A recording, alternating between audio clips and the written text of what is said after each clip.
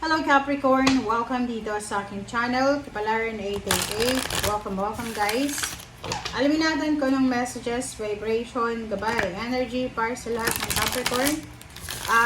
Please connect your intuition sa lahat ng baraha na lumalabas dito sa aking channel, sa aking readings.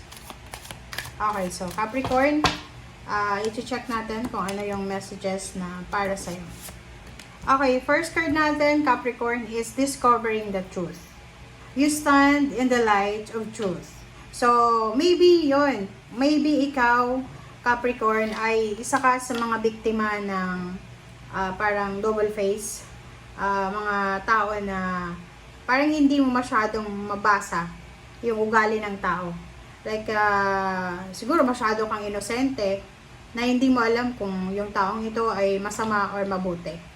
But, dito sa barahang to, sinasabi ng barahan na marami kang, kumbaga, sekreto na malalaman about sa isang tao, about sa sitwasyon. Kumbaga, siguro matagal kang natulog sa isang kasinungalingan, and ngayon, posible mo nang maiintindihan kung ano yung nangyayari. So, you're discovering the truth, secrets, revelation, or kung ano pa man.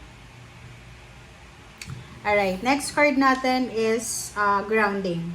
Go deep, explore your roots. So, yun, sinasabi ng baraha sa'yo dito na iwasan mo, Capricorn, yung, kumbaga, ma-involve sa mga taong, yun nga, sinungaling, mapanlamang, mapanlinlang, mga toxic, mga negative, masasamang tao.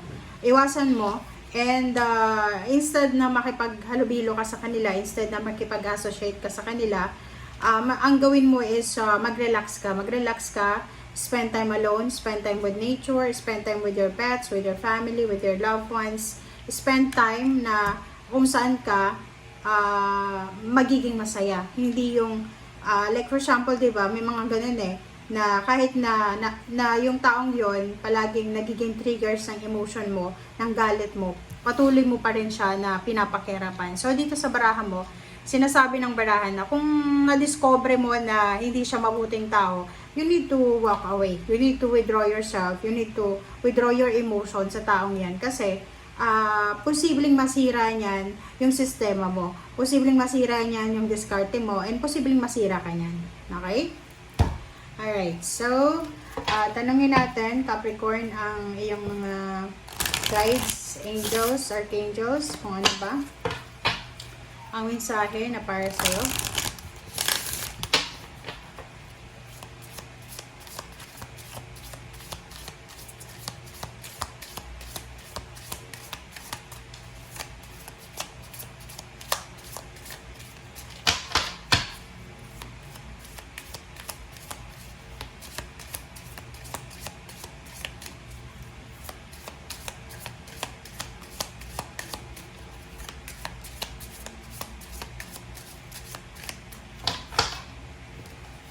Alright, so Celeste.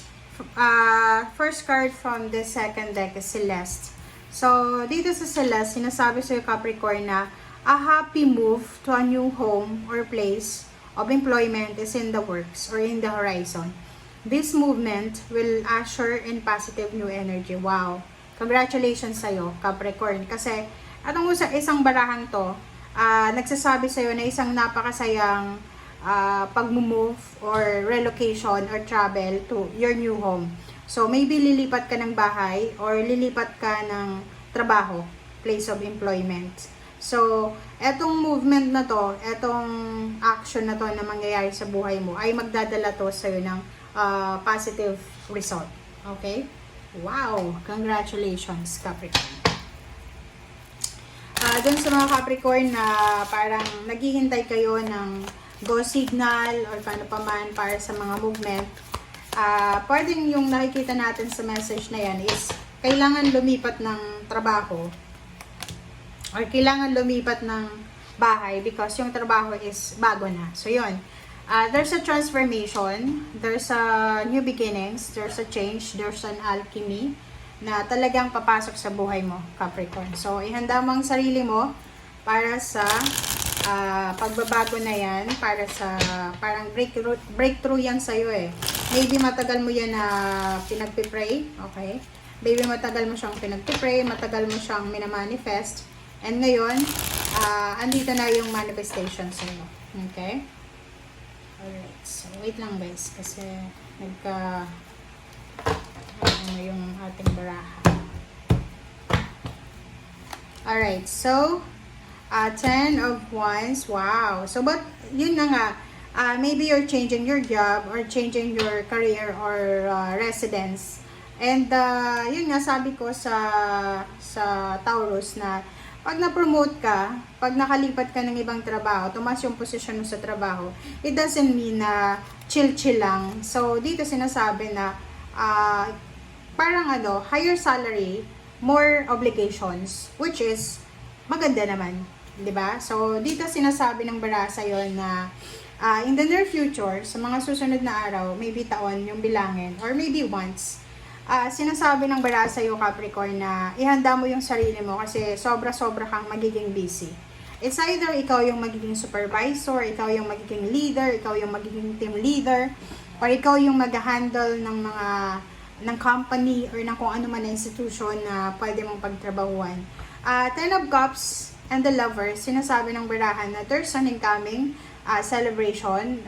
Maybe this is couple achievement, so salary increase, higher position, plaque of recognition, mga awards and rewards, and maybe there's a incoming reunion, homecoming, or pwedeng merong house blessing, new members of the family, pregnancy, celebration of life, parang may magabinyagan, fiesta, or any celebration. Alright, so 9 of Swords and reverse. So dito sa barahang to, naka-reverse yung 3 of Swords, tapos naka-upright yung 9 of Swords. Sinasabi ng baraha sa'yo dito na huwag kang masyadong negative, okay? Iwasan natin yung pagiging negatibo, lalo na sa buhay-buhay natin. Kasi minsan, may mga Capricorn na masyado silang nega, na hindi makatulog sa gabi, kasi nag-iisip ng tungkol sa kinabukasan, bukas, sa future. Wala tayong control sa future. So, ang magagawa mo lang sa ngayon is controlin mo yung emotion mo. And ito, sinasabi ng baraha, para hindi ka masaktan. Diba? Parang huwag tayong masyadong nag-i-expect. Kasi pag nag-i-expect tayo ng sobra-sobra, doon tayo makakaramdam ng disappointments pag hindi natin nakuha. And then, after disappointments, mawawalan ka ng interest, magagalit ka, so magbabago na naman yung ano mo.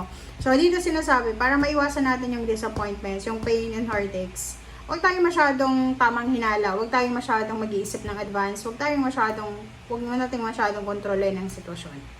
Alright?